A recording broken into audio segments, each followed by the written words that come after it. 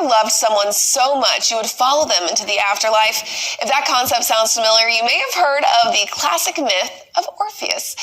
And that myth is reimagined in a play being performed just across the river in Marietta.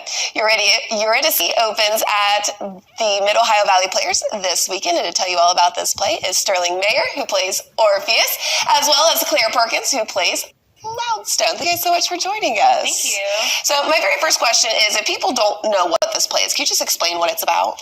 Yeah, so the play is a retelling of the classical myth of Orpheus and Eurydice, which is a story of a son of a muse who is a musician, and his lover dies tragically, and he travels to the underworld to get her back. Oh, wow. Yeah, so this retelling kind of focuses a lot more on the idea of accepting grief rather than wallowing in it. Yeah.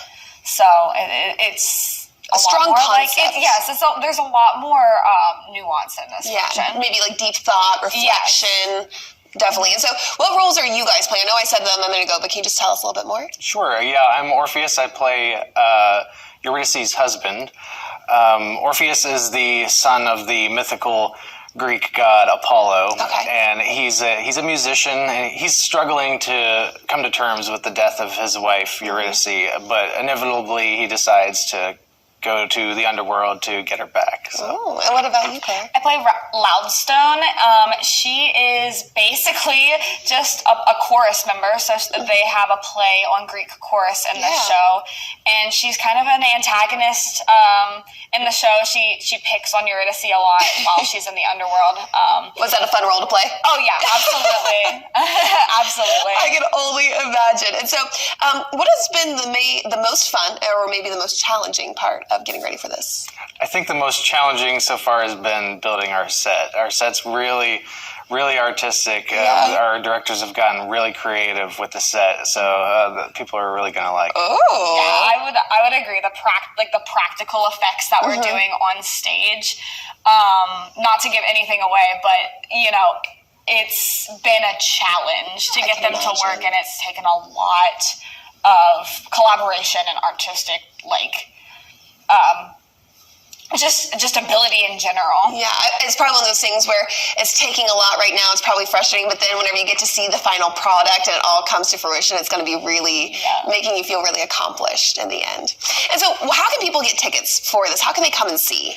Well, you can go to www.midohiovalleyplayers.com, and if you the play runs from June 21st, this Friday, through the 22nd, 28th, and 29th, and again on the 30th at 5 p.m. And if you buy tickets before 5 p.m. this Friday, you have a chance to be entered in a raffle to win some prizes, and yeah, they're very cool.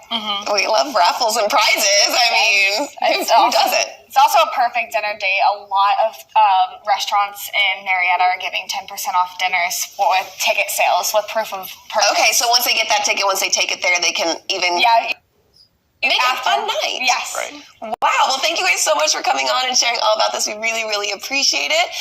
And I'm sure it's going to be amazing. And everything's going to work out. It'll be great. We're going to have all the information for that in our online article, so you can head over there in just a little bit. But whenever we come back, Henry Groff's going to have another look at that forecast.